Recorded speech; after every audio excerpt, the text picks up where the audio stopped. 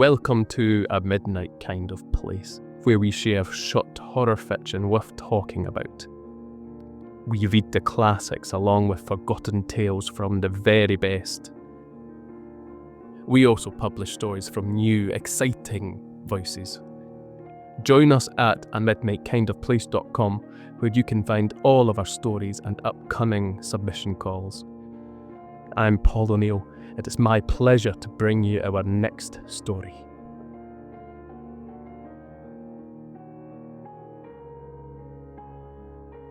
What She Brought Home by L. M. Conkling. My wife brought something home. This was far from the first time, and I'm sure it won't be the last. She's brought home dogs, kittens, rabbits, an iguana. Once it was a rat she thought was a guinea pig because it was missing its tail. I was able to find homes for most of them, though we did end up keeping 2 of the dogs and 3 of the cats, and a miniature donkey. That was my choice. I love that damn thing. I named him Dominic, and he likes to be held like a baby. But this time she didn't bring home an animal. She brought home a child. He was all curled up in a little ball, she told me, her cheeks flushed while she rocked the child she'd wrapped in a quilt on the side of the road. It was freezing. We need to call the cops. Social services? Child Protective Services? I wasn't sure who to call. I also wasn't entirely sure that she'd really found this little boy like she said she had. She's always wanted a child, but one of us wasn't capable of producing one.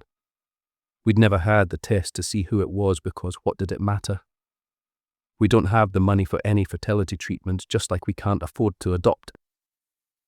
Which is why I couldn't blame my wife when she scooped up every animal she ran across that might need a little mothering. This was different. This was a human child. My wife is a good woman, a kind woman. But my heart sinks at the idea that she may have convinced herself she'd rescued this child when she really just took him. I'll call, I will. Let's just get him warm and fed, and make sure he feels safe. She continued to rock the bundle, more at ease cradling his little head against her shoulder than I'd ever seen her. Natural, like she'd finally found her footing on a rocking boat. Do you want to see him? I purposely held off from looking at the child's face. My wife wanted to be a mother. It was true. I also had always wanted to be a father. I was scared I'd get attached. Have you ever had a little kid look at you, like really look at you in the eyes, and you could see they were an endless font of trust and innocence that you'd lay down your life for? I've had glimpses of it. From my nieces and nephews. Hell, even from little kids at the grocery store.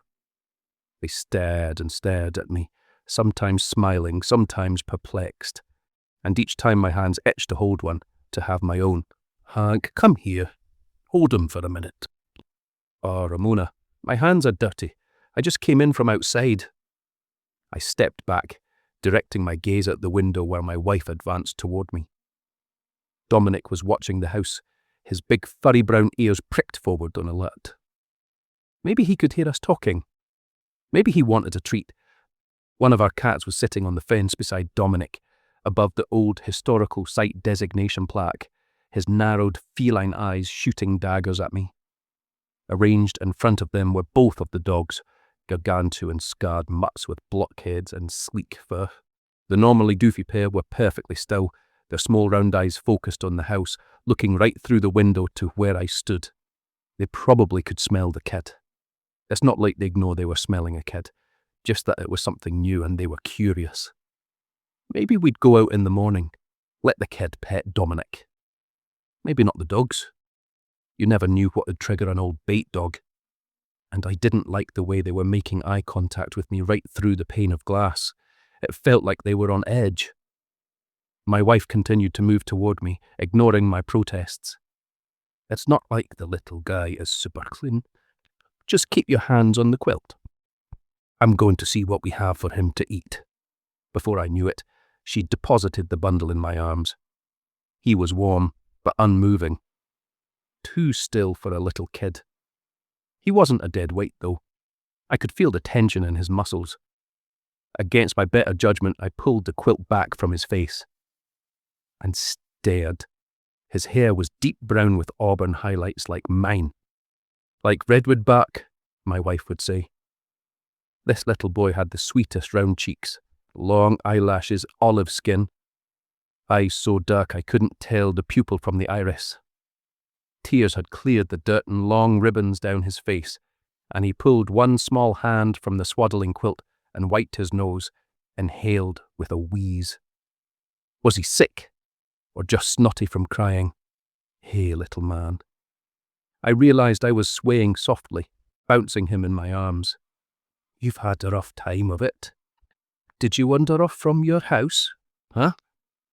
I'm not great at guessing kids' ages, but I'd say he was around 4 or 5, judging by his full set of baby teeth. Old enough to be talking, right? I couldn't feel a diaper through the quilt, so either he'd taken his off, or he was potty-trained. I was hoping for the latter. Here, Hank, see if he'll eat this. My wife handed me a plastic cup with dry cereal. I will make something else too, but I thought we should get something in his stomach. I'm making hot cocoa too. She was trying to hide her smile, but my wife has never been good at concealing her emotions. Joy was beaming from her like a halo. My suspicions resurfaced, even though I couldn't quite believe she'd take a little kid from his family. Not intentionally, at least. I decided to believe her. She found this kid on the side of the road. Maybe he'd been abandoned. Maybe he'd wandered away from home while no one was looking. Either way, he was a kid and he needed help. We could do that. I took the plastic cup from my wife's hand, supporting the kid with my other arm. You hungry, little man? He stared at the cup, then at me. Those black eyes were so dark. It's okay. It's for you. And Ramona, I pointed toward my wife with my chin, is making you some more food. Hot chocolate too. Do you like hot chocolate? One tiny hand snaked back out of the quilt.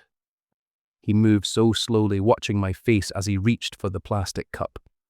In a flash, his hand darted into the cup, grabbing a handful of cereal and stuffing it in his face. We'd had dogs who acted like this, who'd grab offered food as quickly as possible, often running afterward so that it couldn't be taken from them. The vet called it food insecurity. It was a reaction to past abuse and starvation. Whoa, kiddo, slow down. This is all for you. You don't have to be scared. No one is going to take it away from you. I sat on our battered recliner, the one that won't recline anymore, and perched the kid on my lap. Both of his arms were out of the quilt now. They were stick-thin, covered in dirt and scratches. Under it all, I thought I saw scattered bruises, round and long, the kind fingers would make if someone had grabbed him. A haze of red threatened my peripheral vision. I couldn't stand when people punched down, targeting the most vulnerable. For a moment, I was glad my wife had taken this kid. But no, she had found him on the side of the road. Maybe he was running from abuse. The least we could do for the little guy was make sure he was safe for one night before he got tossed into the system. Ramona, my wife popped her head around from the kitchen. Is he eating? Yeah, poor little guy was hungry. Do you want me to give him a bath while you're cooking? Oh, Hank, that'd be great. I think we may have something he can wear in the hall closet. My wife used to collect little kid clothes. At first it was tiny onesies, all pastel colours and cute animals. Just so we're ready, she'd tell me, so we don't have to buy a bunch when the baby comes. Then, when there was no baby, she started picking up slightly larger pieces, like she was dressing our imaginary child, one that was growing each day. She couldn't acknowledge that our dream of parenthood was gone.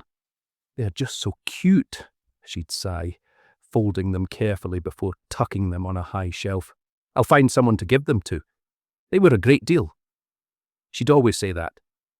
Act like they were on clearance, or she'd found them at a thrift store. I'm sure sometimes that was true, but other times I noticed we ate a lot of beans for a week or two after she came home with a great deal. The last few years she had lost the urge, and there hadn't been anything added to the collection. but all the older pieces were still there, washed and folded, carefully stored in labelled bins. 0 to 6 months, 7 to 12 months, 1 to 2 years, etc. All the way up to clothes that could fit a small teenager. The kid had finished his cup of cereal and turned his big black eyes to me.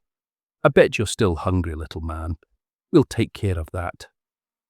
For now, how about we clean you up? You'll feel a lot better.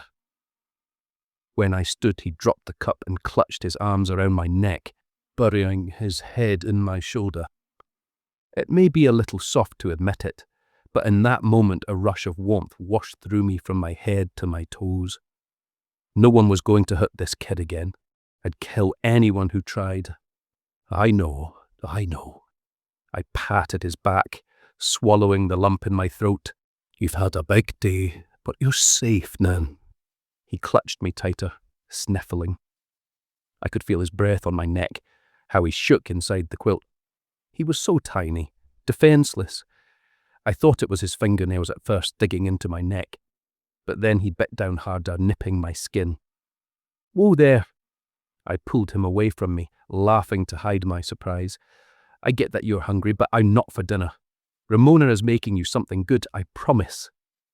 He stared up at me, one of his pearly tiny baby teeth worrying his lip. His black eyes welled with tears. Hey, don't cry. I patted him on his back, rocking him again. Since I'm not a fool, I kept him away from my neck, perching him on my hip. I'm not mad. I'm just surprised. But we don't bite each other here. That's not nice. He bit you? My wife appeared from the kitchen, her eyebrows knit together in concern. Did he break the skin? Nah, that was just a little nip. Turning her attention to the kid, my wife smiled. Like Hank said, we don't bite each other here. Do you have words? Can you use your words to tell us what you need? Or your name? The kid stared at her blankly. It's okay, little man. I bounced him one more time. We'll still feed you. My wife's smile was a little thinner than it had been. Behind her, I could hear the sputtering of fat in her old iron skillet. I'm reheating those pork chops from last night. I've got ketchup to go on them. All kids like ketchup, right? You hear that? I exaggerated my features, widening my eyes and smile. Pork chops and ketchup. Yum! The kid looked at me, sniffed the air. His face paled under his olive skin. I lowered my voice. You don't like pork chops? In the kitchen, the skillet rattled on the stove. In my arms, the kid stiffened like a board. Something was scaring him.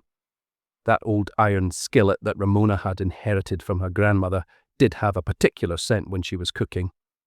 But most cast iron did. Tell you what, I whispered. You give it one bite, and then if you don't like it, I'll get you something else. Deal? The kid just stared at me. I hoped he'd eat. It would break my wife's heart if he didn't. From the kitchen I heard her call, Fid'll be ready when you're out of the bath. And Hank? Yes, my dear. Use the baby soap and shampoo. It should still be good. It's on the same shelf as the clothes. Well, do. I've bathed a lot of dogs in my life, a few cats, even a chicken once, and the smell of that experience will haunt me the rest of my days. But I've never bathed the kid. Men in this world aren't allowed to be trusted with kids. I've internalized that. Not that I'm a creeper or a pedo, the idea disgusts me. But I know that to most people out there, the idea of a grown man bathing a kid is a little suspicious. Here's the thing. Just like when the cat got covered in motor oil or the dogs had fleas, this kid needs a bath to feel better. Cleaner. More comfortable. And that's what we're going to do. The kid wouldn't let go of me as I collected clothes, a towel, the shampoo, and soap. When we stepped into the bathroom, his entire body tensed, and I felt rage at whoever had hurt him flare up again. We're just going to clean you up. Nothing to be scared of, little man. You're going to feel so much better. How about you help me with the water? How warm do you like it? He still wouldn't let go. I knelt down by the tub, turned on the tap with one hand while balancing him with the other. "Here, give me your hand." I pried one of his hands loose, held it toward the water thundering from the tap.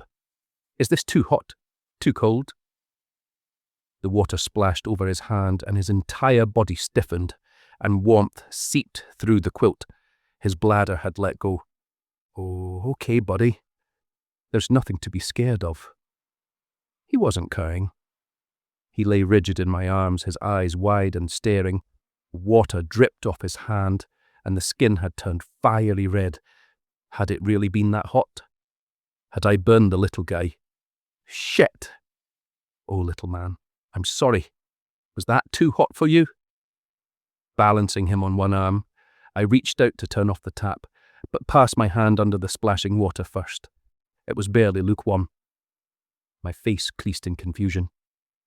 What had happened? A grinding sound drew my attention back to the child in my arms. His mouth was working, teeth gnashing. His eyes rolled up in his head, the whites pearlescent and shining.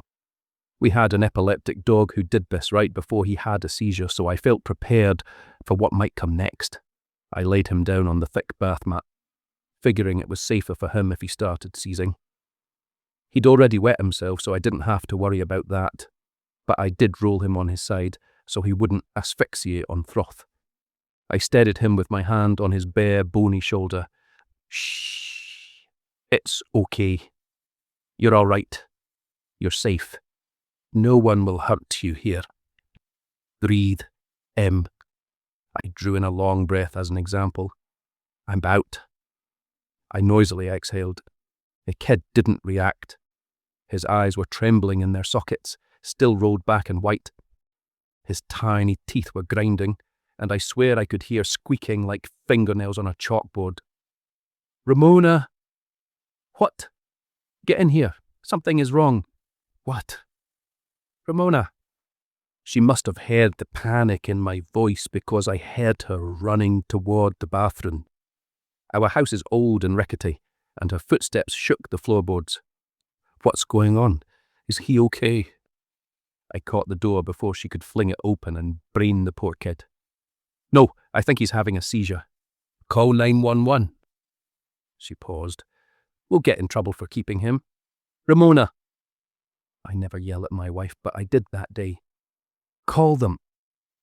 Her eyes widened and she scurried away, leaving the door ajar. After a few moments I heard her say, "Yes, we need help. A child is having a seizure." The kid was still gnashing his teeth, but at least he'd started blinking. It was better than that vacant white stare. Or at least it was, until his eyes rolled back down. Where before the pupil and the iris were black, now his entire eye was black. Sclera too.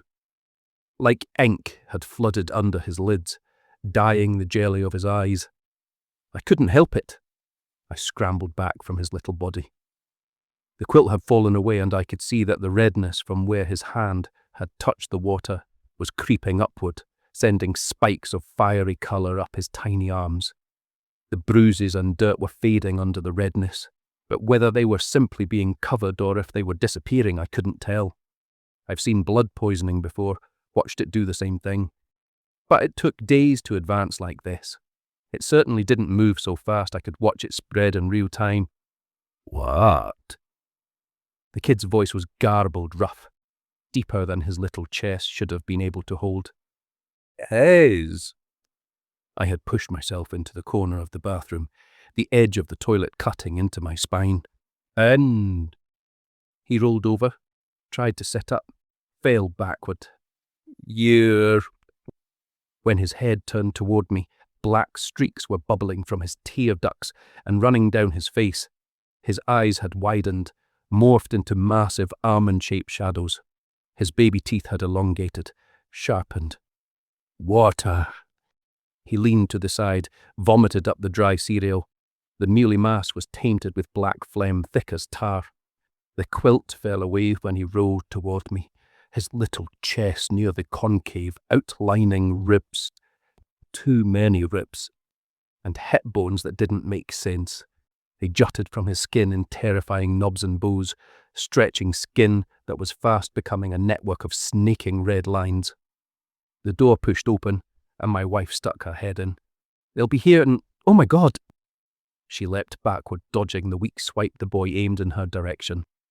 "What's wrong with his eyes?" "I don't know." I wanted to wrap this thing back up in the quilt, take him back to where she'd found him, leave him on the side of the road. I also didn't want to get any closer to him. "Did he hurt you, Hank?" My wife inspected me, her eyes assessing for damages. "No, but I think he'd like to." In answer, the kid rolled toward me and clicked his teeth together, wanting to finish what he'd started with that little nip on my neck earlier. "Stay back, little man. I don't want to hurt you." He garbled a rough laugh. Again, too deep, too thick for that twisted chest to conjure. "Heart. Help is on the way." My wife's voice still had that touch of motherliness, the instinct to protect, even as she kept her hand on the doorknob, ready to slam the heavy door into the kid's head if he made a wrong move. My wife is kind, not stupid. "Bite." The kid gnashed its teeth at me again, black tears still spilling down his cheeks. "Help." "You stop that right now. You can't bite him." My wife was fierce, strict. She protected what was hers. She would have made a great mother. The kid's face fell, and for a moment he looked like a scared little boy again. My heart flipped over in my chest. I would have made a great father. I'm a softie, a foil to my wife. I'd be the one who always gave in to a child's demands. "Ramona, I think he needs something, or he's going to die." "He doesn't mean to bite you." She began to open the door. I stuck my foot out to stop her from advancing further. "Hank, don't be stupid. Look at its eyes. This isn't a child. Let it die." I ignored her. I didn't have time to explain that keeping this thing alive until the paramedics arrived was protecting her. If they found what looked like a dead kid here, we'd both end up in prison. I also knew she'd never understand that I couldn't just watch a kid die in front of me, even if he wasn't human, wasn't mine. "Little man," I kept my voice gentle. The kid rolled toward me. "What do you need?" His breathing was becoming more laboured. The tendrils of red were moving up his neck now, and I had a feeling that when they reached his eyes, he would be gone. If I was right, we didn't have much time. He was tiny and he needed help. Like I said, I'm a softie. "But small." I shuddered. My wife pushed against the door, but I'm much bigger than she is. I was able to keep her out easily. I heard sirens. "Okay, little man. Do you need your blood?" I felt ill. My stomach washed with acid. My eyes blurred. Alarm klaxons were sounding in my head. My wife was crying on the other side of the door. "Hank, please." "I'm not dumb, Ramona. It'll just be enough to keep him alive for a few more minutes. Then he can be the county's problem. They're almost here. Just wait." "Meat." The kid's voice still wobbled, but sounded more solid, hopeful. I hate how in the movies the character will offer the wrong part of their body for sacrifice. Like how, when drawing blood for some rite, they will slice right across their palm. Who does that? So when I offered the kid my arm, I turned it, presenting him with the chunk of muscle on the outside of my forearm. No major arteries, no way to bleed out. It'll hurt, but not be fatal. His teeth had grown even longer, sharper, monstrously huge in his mouth. I saw them too late gleaming in the light before he bit down, tearing a hunk of my arm away. I don't think I screamed. I think I keened. His saliva burned me, dripping into the open wound like acid. Before I could draw away, he twisted my arm and sunk his teeth into my wrist. "Hank!" My wife's panic and my surprise at the kid's attack allowed her to slam the bathroom door open, hitting the kid so hard he was flung away from my arm. He crouched on all fours, blood dripping from his tiny baby fangs. His eyes were still black. He was smiling. Blood was pouring from my wrist, gushing in waves that synced with my heartbeat. A pounding from outside. "Paramedics!" My wife screamed for help. The front door crashed open. The kid sprang. I think he meant to make one final attack on me, hoping for the last few drops of blood before he was taken away. I watched my wife tick out and connect solidly with his rattling ribcage. His slight body flew across the room, landing with a splash in the tub. The kid flashed and groaned, his skin red and blistering. I had turned off the tap, but I hadn't drained the water that had already collected. He tried to pull himself up from the water, but my wife stomped his little hand, sending him back into the tub. Thankfully, the paramedics didn't see that bit, or we would have been in big trouble. As it was, the only reason we didn't get charged with abuse, since the kid looked like he'd been boiled alive, was that the paramedic who pulled him out attested to the water being nearly cold. It was agreed that the kid must have had a reaction to something in our water. It wouldn't have been unheard of. We live out in the country where the town meets the forest, and we have well water, so of course anything can reach into it. Filters get out of most of the bad stuff, but occasionally we'll turn on the tap and it'll have an odd smell. Sometimes like sulphur, sometimes like roses. We only knew that we drew our water from a little well that used to be dedicated to St. Bridget, because a demolition crew found that old historical site marker in the ruins of an old barn. They'd been finishing up the day the realtor showed us around, and that man didn't miss a beat when he saw an opportunity to sweeten the deal on the property. I'll bet this well has been blessed so many times that the water here is permanently holy. The realtor had laughed at his own joke. Apparently he had been right on the money. I lost a lot of blood, but I survived. We weren't charged with anything, seeing as we'd had the child less than an hour and had planned on turning him over to the county in the morning. We were told he survived, but the paramedic stabilised him, and no one mentioned weird black eyes or 2 sharp teeth. I felt good about that. My wife did not. She was scared he'd come looking for us. I don't think he will. I think he'll find someone else. He got what he wanted from us. Sometimes late at night when I get up to go to the bathroom, while I'm washing my hands in water that has begun to tickle more than it should, the mirror tells me a story I don't want to hear. One that includes black ink staining the whites of my eyes when they are still heavy with sleep. But then I blink, and it's gone.